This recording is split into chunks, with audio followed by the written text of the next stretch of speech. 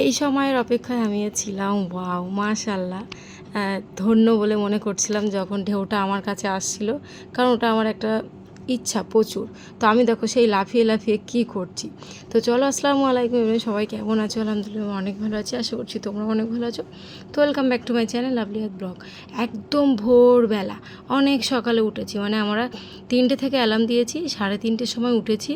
উঠে একটু টুকটাক গোছগাছ করেছি, 4টে প্লাস বাজে বেরিয়েছি।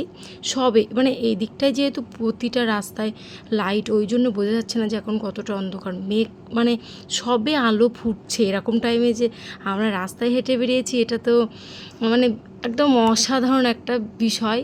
আয়াত তো এখনও ঘুমাচ্ছে পাপার করে। ও ঘুমন্ত অবস্থায় ছিল, সেভাবে ওকে তুলে নিয়েছে, না ড্রেস পরিয়েছি না কিছু, যেভাবে ছিল আর কি। ওর এখনও প্যাম্পার্সও পরানো আছে। তো ওয়েদারটা দেখো কি বলবো। এক্ষুনি এখানে মোহনায় চলে এসেছি আমরা। ওখান থেকে অটো ধরে, মানে আমরা যেখানে ছিলাম, যে গেস্ট হাউসে ছিলাম, ওখান থেকে একটু হেঁটে এসে সামনে অটো স্ট্যান্ড, ওখান থেকে অটো ধরে মোহনায় এসেছি, নেমেছি। আর মোহনায় সূর্য উদয় দেখতে এসেছি। হ্যাঁ, আর ফাইনালি চলেই আসলাম। আর এই সেই মোহনা, আমি কি না কি একটা ভেবেছিলাম, মোহনা মোহনা নামটাও তো ওয়াও, তো সিম্পলি মনে হলো। তো ঠিকই আছে, আমরা সামনের দিকে, আমি শুধু ভাবছি এমন একটা স্পট হয়তো যেটা সত্যিই দেখার কিছু। তো তারপরে এসে দেখলাম সত্যিই দেখার কিছুই না।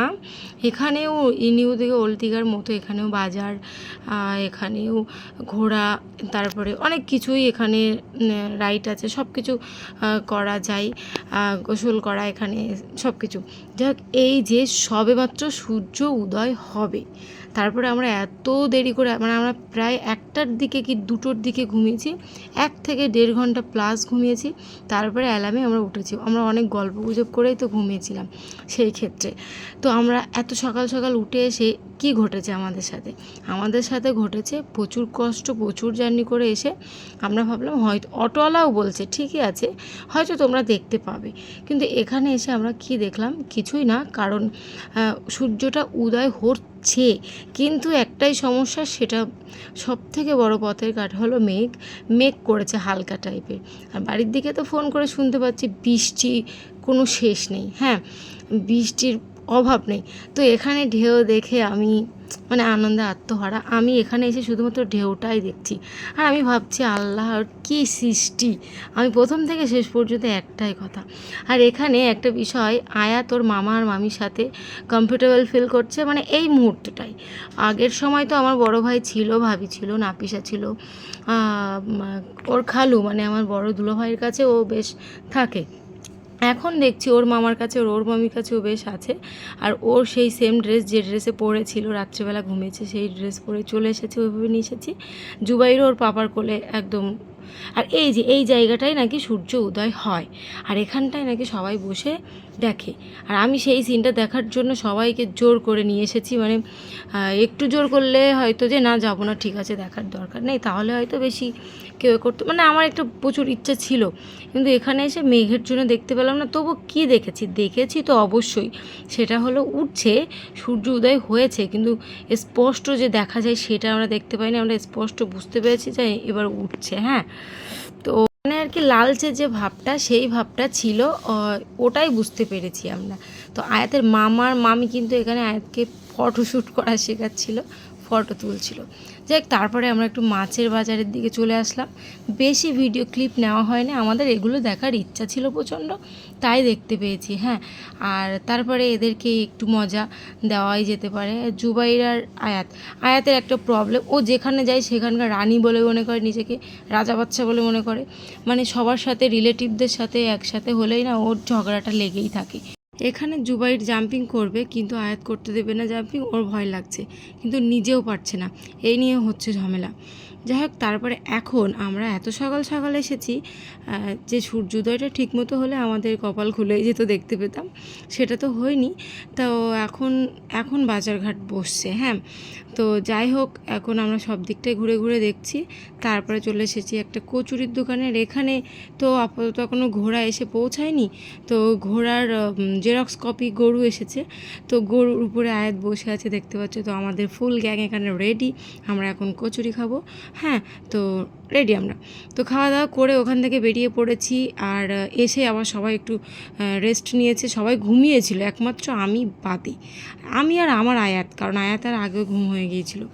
তো সবাই ঘুমিয়েছিল একটু হলেও। তারপরে রেডি হয়ে আবার বেরিয়ে পড়েছি, সেই দেখা যাচ্ছে মানে রুম থেকে বেরিয়ে আমরা দুই বোনে একটু হাত জোড়া দিয়ে যাচ্ছে, সেই দেখা যাচ্ছে সমুদ্র। আর এবার না আমরা নিউ দীঘার দিকে গেলাম না, আমরা এখানেই সামান্য, যেহেতু আবার চলে যেতে হবে সেই কারণে উপভোগটা একটু সেরেই ফেলি। হ্যাঁ, তো এই যে আমরা এখানে সবাই মিলে বসে পড়েছি, এখন হাঁপু করতে নামবো। আর এখানে আমি বসে আছি, আমি এখান থেকে একটু আয়তের বাবাকে বলছিলাম ফটো তুলতে। আয়তের বাবা ফটো তো তুলেছিল প্রচুর, তো কখন জানি একটু ভিডিও নিয়ে ফেলেছে।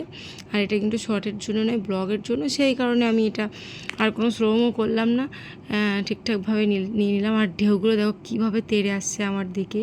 আর আমি এমন জায়গায় বসেছিলাম, ওয়াও, এই ফিলটা জাস্ট অসাধারণ। সেই সময়ের কথা বেশি বেশি মনে পড়ছে। তারপরে উঠে গেলাম। আর এখানে আজকে আমার মেয়ে, বলছিলাম না আমি আর আমার মেয়ে বাদে সবাই ঘুমিয়েছিল, তারপরে আমার মেয়ে ঘুমিয়ে পড়েছে, তো বড় ভাবি বললো আমি ওকে দেখছি, তোরা চা একটু ঘুরে আয়। তো আমরা আমাদের মতো আজকে আর এখানে বেশি ক্যামেরা ট্যামেরা নিয়ে ফোন টো নিয়ে নামলাম না। হ্যাঁ, তো ফোন বড় বোনের কাছে আছে, আর ও ওখানে বসে পাউরুটি কলা খাচ্ছে আর আমাদেরকে ভিডিও করছে। আর আমরা কিছু ফটোশ্যুট করে নিয়েছি ওখানে। তো যেটা বলছিলাম, নেক্সট টাইম আমি একটা ফটোর ব্লগ দিব, আমরা কী পোজে কোথায় কোথায় গিয়ে ফটো তুলেছি সেটা। তো আমি কিন্তু দৌড়ে ঝাঁপিয়ে পড়েছি, ঢেউ দেখো, ওয়াও। আমি এডিট করতে করতে আমার অটোমেটিক্যালি হাসি চলে আসছে, এত আনন্দ মনে, উৎফুল্ল লাগছে। জুবাইরও উঠে গেছে, আর বড় দুলা ভাই, আর আয়তের পাপা, আর মেয়া ভাই, আর আমার ভাই, আর আমি, আর আমার ভাবি, এই 6 জন ছিলাম। দুলা ভাইও মাঝে মধ্যে আসছে জুবাইরের কাছে, ওই জন্য আপাতত আমরা ওখানে 5 জন আছি। প্রচুর এনজয়, সে তো বলার মতোই না, বলাই বাহুল্য। হ্যাঁ, তো ঢেউটা দেখো, আজকের ঢেউটা সব থেকে বেশি বড় বড় মানে এখানে। আর নাফিসা আছে, সেটাও বলতে ভুলে গিয়েছিলাম, নাফিসা কী করছে, শামুক খুঁটছে, ঝিনুক খুঁটছে। আর ঢেউ দেখো কী বড়, প্রচুর বড় ভিডিও আমি ফাস্ট ফরওয়ার্ড করে দিয়েছি, ঢেউটা দেখতে আরও বেশ ভালো লাগছে। হ্যাঁ, আর যে একটা কথা বলার ছিল সেটা হলো, তোমরা প্রতিটা ফটোয় আর প্রতিটা ভিডিওয় আমাকে একই জুতোয় দেখতে পাবে। তার প্রথম কারণ, অনেকের মনে প্রশ্ন হতেই পারে, যারা আমার স্টোরিতে ফটো দেখছে তাদের মনে এই কথাটা জন্মাতেই পারে, এক জুতো। আমি কিন্তু ব্যাগে করে 2 জোড়া নতুন জুতো নিয়ে গিয়েছিলাম, আর 1 জোড়া পরে গিয়েছিলাম। তার মধ্যে একটা সিম্পল টাইপের ছিল, সেটাই পরে, ওটা একটু নরম টাইপের, ওটা পরে প্রচুর হাঁটাহাঁটিও করা যাচ্ছে, আমার পায়ে কষ্ট হচ্ছে না, হাঁটতেও অসুবিধা হচ্ছে না, সেই কারণে ওই জুতোটাই পরেছিলাম। নতুনটা আমার ভাবি পরেছে, কিন্তু আমি পরতে পারিনি। আর আমি যেটা পরে গিয়েছিলাম, গিয়েই পরে ওখানে খুলে রেখেছিলাম পেপারের মধ্যে পরে। তো দেখো কী ঢেউ। আর আমি আর রায়তের বাবা এখন বসে আছি, দেখতে পাচ্ছ। আর আমার বড় বোন ও একটু ভিডিও করে দিচ্ছে, আর আঙুল পড়েছে সামনে, বুঝতেই পারছে না, খাচ্ছে তো ওর কষ্ট হয়ে যাচ্ছে খেতে খেতে। যাই হোক, নাফিসার কীর্তিটা দেখতে পাচ্ছ, নাফিসা প্রচুর এনজয় করেছে শামুক নিয়ে, আমি ওখানে বসে খুঁজে খুঁজে দিয়েছি। এবার আমরা ওখান থেকে উঠবো ফাইনালি। তো প্রচুর এনজয়। আর আমাদের এখানে স্নান করা আজকের মতো শেষ, আর আজকে না, এবছরের মতো শেষ, আবার নেক্সট ইয়ার হয়তো আসতে পারি। তো একটু মেঘলা ওয়েদার, আমরা এখন উঠে যাব, আর নেক্সট বাড়ি যাওয়ার ব্লগ দেখাবো। আর নিউ দীঘায় গিয়েছিলাম, একটু ঘোরাঘুরি করেছিলাম, সেটা দেখাবো। তো সেটা হচ্ছে নেক্সট ব্লগে। ততক্ষণে সবাই ভালো থেকো, আল্লাহ হাফিজ।